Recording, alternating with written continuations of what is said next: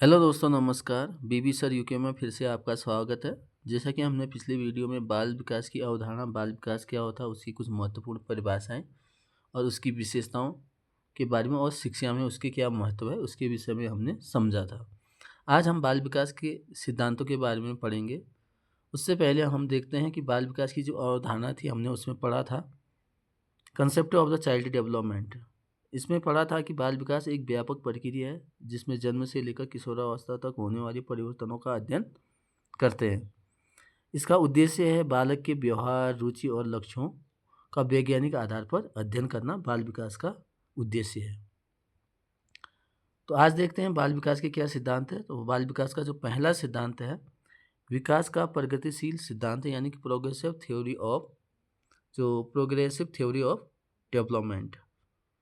तो इसमें है, देखो, विकास प्रगतिशील होता है यानी कि विकास धीरे धीरे प्रगति पे यानी कि लगातार बढ़ते ही रहता है। यानी बच्चा जब एक कदम यानी कि एक कदम में होता है, जैसे पहले बैठना सीखता है, फिर खड़े होना, फिर अंत में वो चलना सीखता है। ऐसे भाषा स्किल में भी देखा था विकास के क्रम में। अगर भाषा के संबंध में देखें तो भाषा में पहले बच्चा कूकना शुरू करता है, फिर बलबलाना, फिर धीरे धीरे टेलीग्राफी करके और धीरे धीरे एक शब्द का, फिर दो शब्द का, फिर सेंटेंस बनाना यानी वाक्य बनाना सीखता है। तो ये भी विकास की एक प्रक्रिया है। यानी कि विकास हमेशा प्रगतिशील सिद्धांत पर आधारित होता है। यह सिद्धांत कहता है कि विकास अचानक नहीं होता है। यानी कि ऐसा नहीं कि बच्चा जन्म लेते ही बोलना शुरू कर दे, हर चीज़ को समझना शुरू कर दे या दौड़ना शुरू कर दे, ऐसा बिल्कुल नहीं है। विकास जो है अचानक नहीं होता, बल्कि एक निश्चित क्रम का अनुसरण करता है। आपने देखा होगा जो बच्चा होता है, शेषावस्था में कुछ और होता है, बाल्यावस्था में कुछ होता है, किशोरावस्था में कुछ और हो जाता है। तो उसके सामाजिक विकास हो, नैतिक विकास हो, या मानसिक विकास हो, या बौद्धिक विकास हो, और संवेगात्मक विकास हो, वो अलग अलग स्तर पर समय के साथ साथ होते ही रहता है। यानी और साथ ही वो क्या करता है, प्रगतिशील होते जाता है, यानी कि प्रगति करते रहता है। अगला है उपयुक्तता का सिद्धांत। इसमें यह सिद्धांत बालक की शारीरिक और मानसिक क्षमताओं का उपयोग करता है। देखो, ये संबंध होता है शारीरिक और मानसिक। अगर शरीर स्वस्थ होगा, यानी शरीर के साथ साथ मानसिक क्षमताओं का भी उपयोग करता है, यानी उपयुक्तता। यानी शारीरिक विकास जब ठीक से होगा तो उसकी मानसिक विकास भी ठीक से होगा, यानी उसकी क्षमता को बता सकता है। इसका अर्थ यह है कि बालक के विकास के लिए इन क्षमताओं का सही उपयोग महत्वपूर्ण हो जाता है। अगला है आधुनिकता का सिद्धांत, प्रिंसिपल ऑफ द मॉडर्निटी। यानी कि जो विकास है, विकास की प्रक्रिया में बालक की आधुनिकता और समसामयिकता का ध्यान रखा जाता है। जैसे पहले क्या होता था कि हमने धर्म को, यानी कि प्राचीन में जो शिक्षा का जो स्तर था, प्राचीन धर्म को ही शिक्षा को एक महत्वपूर्ण रूप माना गया, शिक्षा का अर्थ है। लेकिन धीरे धीरे क्या हुआ, धर्मनिरपेक्ष शिक्षा में सम्मिलित होता गया। तो वर्तमान में अब आप देखेंगे कि शिक्षण जो अधिगम प्रक्रिया में हमने शिक्षण अधिगम आगे जो सामग्री और तकनीकी का प्रयोग करना शुरू कर दिया। तो वर्तमान समय में जो एकाकी विकास की प्रक्रिया के स्थान पर अब क्या करते हैं, हम सर्वांगीण विकास की बात करते हैं। तो इस तरह से समय के साथ जो है आधुनिकता का सिद्धांत भी इस पर लागू होता है, और धीरे धीरे हमने सर्वांगीण विकास की बात को, यानी होलिस्टिक डेवलपमेंट की बात को आगे ले लिया। अब है विकास का परिवर्तनशील सिद्धांत। देखो, विकास जो है समय समय के साथ परिवर्तन होता है। जैसे विकास में शारीरिक, मानसिक, सामाजिक और संवेगात्मक परिवर्तन होते रहते हैं। इस अवस्था के बाद वह दूसरी अवस्था में आना इस सिद्धांत का मुख्य आधार है। ठीक है, तो हमने कहा कि जैसे जैसे शरीर मजबूत होगा, शारीरिक विकास ठीक से होगा, तो धीरे धीरे मानसिक विकास में भी वृद्धि होना शुरू हो जाती है, और वो धीरे धीरे सामाजिक संवेगात्मक परिवर्तन आपको देखने को मिलेंगे। आगे बात करते हैं विकास का प्राकृतिक सिद्धांत। देखो, विकास का जो सिद्धांत है ये कहता है कि विकास जो है प्राकृतिक है और स्वाभाविक तरीके से होता है। ऐसा नहीं कि हम कृत्रिम तरीके से बहुत जल्दी विकास कर दें, ऐसा संभव नहीं। वो अपने प्राकृतिक स्वरूप में होता है, वो अपने प्रकृति के अनुसार ही उस पर विकास होगा और स्वाभाविक होगा।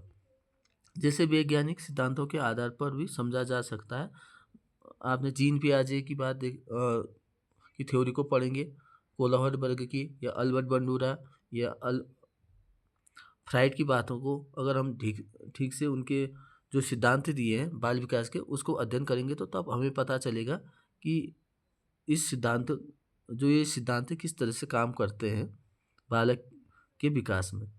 जैसे शारीरिक विकास इसी प्राकृतिक नियम का पालन करता है। जैसे समय समय के साथ जो शारीरिक जो विकास होता है धीरे धीरे बच्चों का, तो ये इसी सिद्धांत पर निर्भर करता है। चाहे इसकी गति तेज भी हो सकती है, धीमी भी हो सकती है। अगला है सार्वभौमिकता का सिद्धांत है, मतलब ये जो है यूनिवर्सल है, यानी कि सार्वभौमिकता का सिद्धांत मतलब होगा प्रिंसिपल ऑफ द यूनिवर्सलाइजेशन, मतलब ये सिद्धांत सबके लिए लागू होता है, जितने भी प्राणी हैं यानी कि उनके लिए लागू होता है। बेशक इनमें जो गति है भले ही कुछ कम या ज़्यादा हो सकती है या भिन्नताएं देखी जा सकती है। जैसे विकास एक सार्वभौमिक प्रक्रिया है जो सभी बालकों समुदाय में पाई जाती है। विकास में मौलिक सिद्धांत सभी जगह समान होते हैं। देखिए भले ही व्यक्तिगत भिन्नताएं मौजूद हों, तो थोड़ा बहुत भिन्नताएं हमें देखने को मिल सकती है। अगला है व्यक्तिगत भिन्नता का सिद्धांत।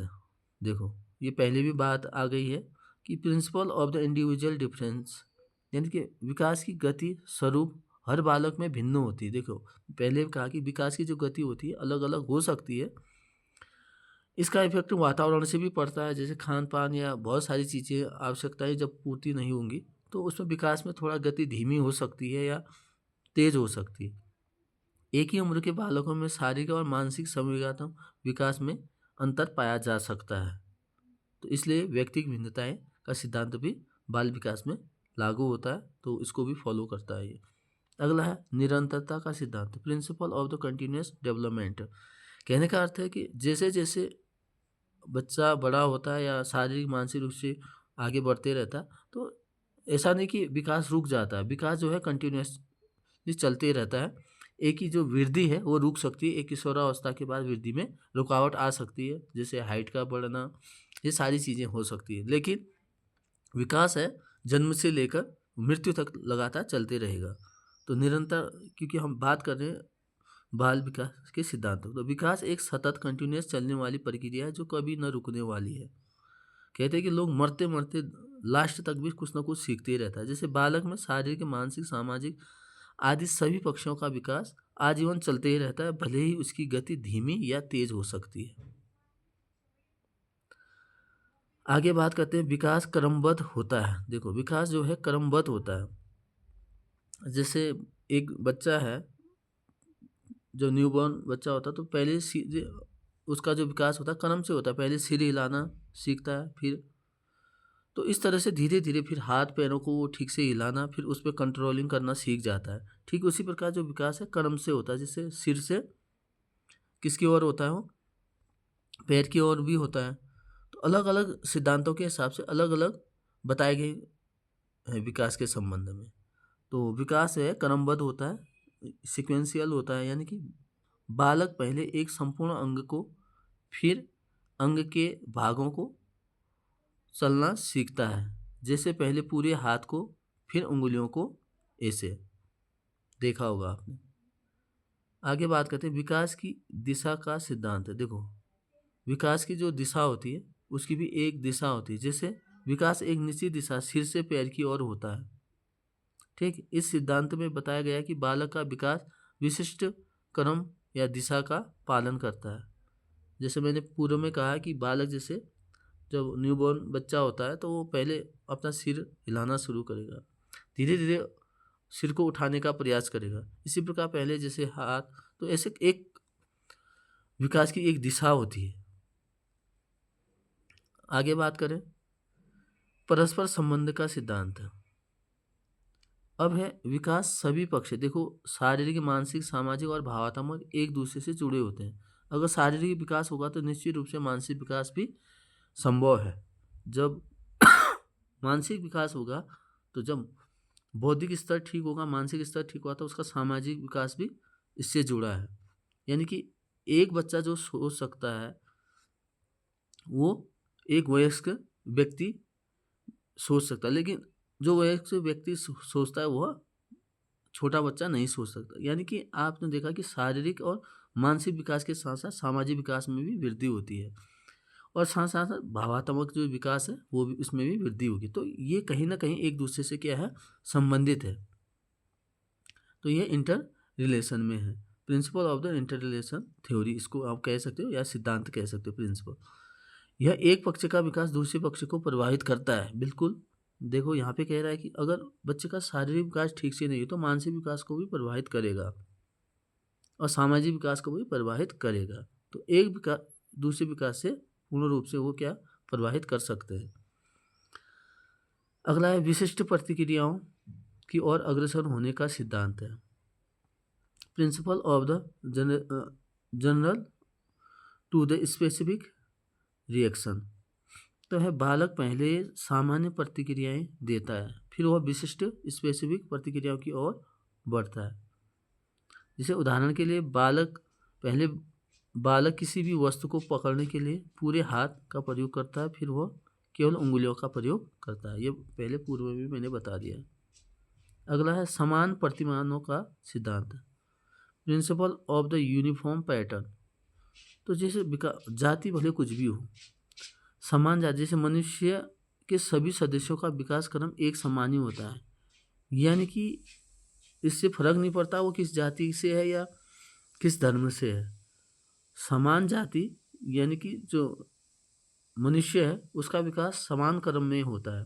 भले व्यक्तिगत भिन्नताएं कुछ भी हो, लेकिन सभी मनुष्य एक ही क्रम में विकास करते हैं। अगला है वंशानुक्रम और वातावरण की अंतःक्रिया का सिद्धांत, principal of the heredity and the environment.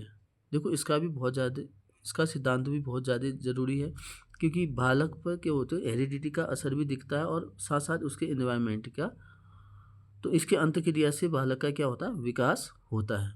अगर बच्चे का जो हेरिडिटी यानी कि अच्छे वंश से है, प्लस उसको एक अच्छा वातावरण मिल जाए, तो उसका विकास तीव्र गति से हो सकता है और अच्छे स्तर पे हो सकता है।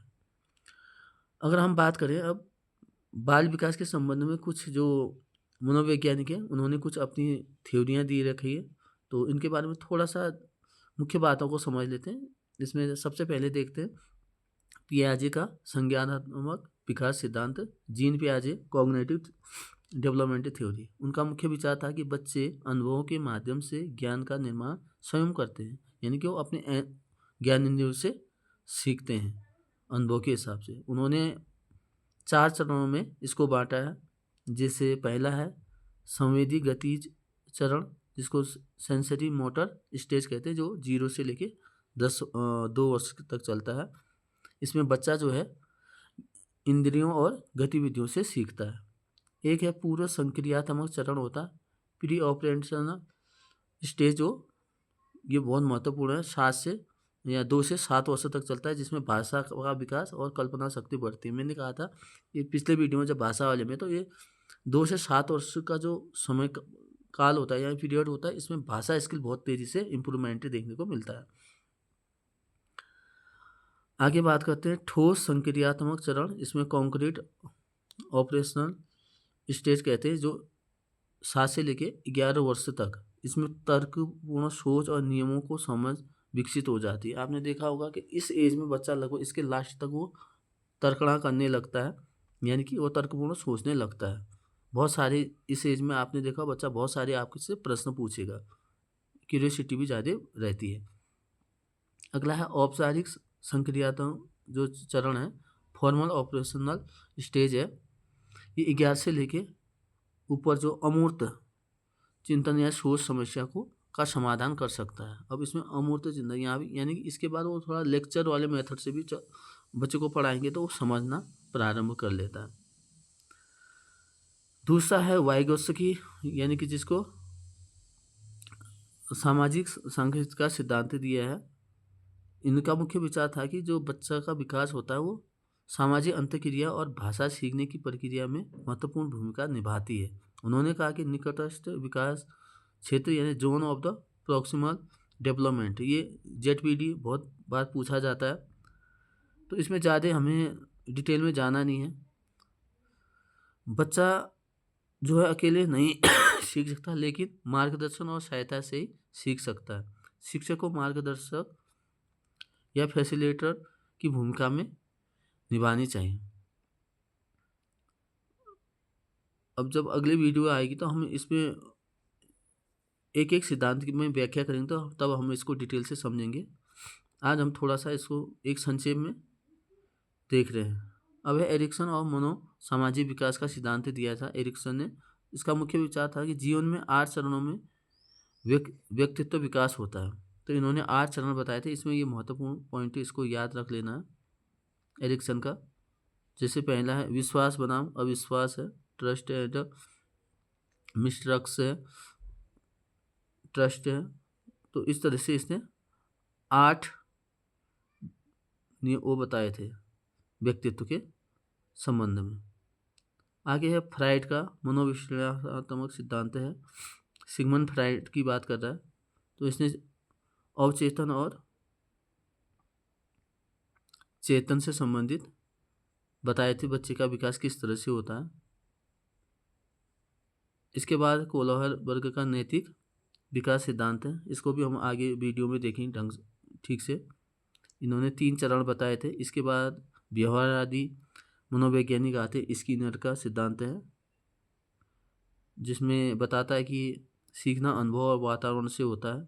इसके बाद अल्बर्ट बंडूरा है ये, इन्होंने सामाजिक अधिगम सिद्धांत दिया था।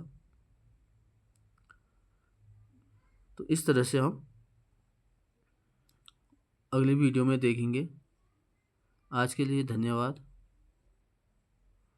किस तरह से, और उसके साथ ही हम देखेंगे कि बाल्यावस्था क्या है, शैशवावस्था क्या है और किशोरावस्था क्या है, उसमें उसकी क्या क्या विशेषताएं हैं, इसको पढ़ेंगे।